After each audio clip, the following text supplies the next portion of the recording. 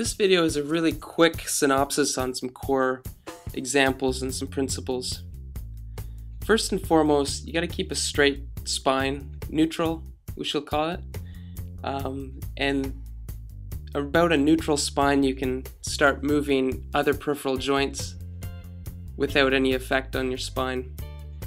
Here's an example of I want you to start feeling a muscle contraction under my right thumb. I'm contracting this muscle, trying to make it fire. I'm just contracting my deep muscles of my abdomen. Here I'm contracting those same muscles while doing a Kegel, kind of a muscle that stops your urine flow while doing this action. Here I want to keep your spine neutral.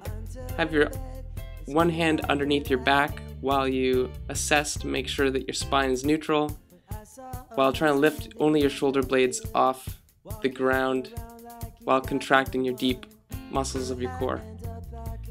Here, keeping your pelvis square,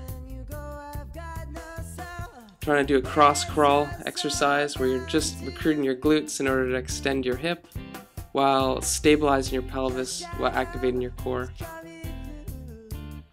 Here's an example of trying to initiate motion of your deep abdominal muscles, doing a pelvic tilt. This is just giving you better authority of these muscles that can help stabilize your pelvis. Here, when you're doing your front bridge, you can retract and protract your shoulders in an effort to strengthen the muscles about your shoulder blade while doing a front bridge. Here's a side bridge or side plank, and you can add some abduction of your leg and hip. Here's a back bridge. We're just doing a little bit of pelvic thrusts or tilts to initiate the core muscles of the pelvis.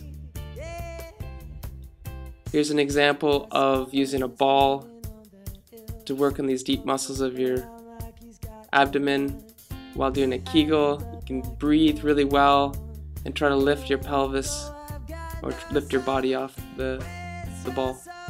Here's a swimming specific one with your arms over your head. It gives a little bit more stress to be able to perform that exercise. This is a front bridge or plank, very similar, but here I'm just showing you how you can abduct your leg and strengthen the glutes, the pelvic stabilizers while doing a front bridge. Here is a swim specific exercise. Try to keep it straighter than I am showing here, but this is swimming related, trying to get your pelvis rotating well to initiate the roll side to side in swimming. This is just another shot. I'm trying to be as straight as I possibly can. As you can see, I'm not doing a great job, so try to do better than I. This is an example of using another coordinated control of your deep pelvis, deep muscles of your pelvis and abs. This is a swim specific, trying to coordinate some stabilizers between your left foot here as I'm showing, or right foot as I'm showing, and left arm. And you can work it into a swim specific exercise where your spine is trying to keep stable while doing so.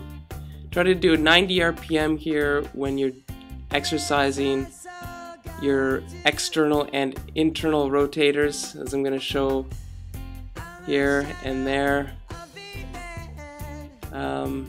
These are just some examples where you're trying to be smooth and relax whenever you can. This is just trying to facilitate holding a relative strong contraction of your abductors and be able to coordinate them to perform different exercises of your pelvis in different ranges and planes of motion. When one muscle group seizes up and you feel like if it's difficult to do, just move on to the next. And as you can see, I'm just doing a program set here, and I just roll and I go on to the next side as I fatigue. This is a little bit of an advanced level here when working on the extensors of my spine. Here I'm showing the bad way of doing neck flex exercise, and now this is the good way, when you actually flex your neck, tilt your head down, and do so that way.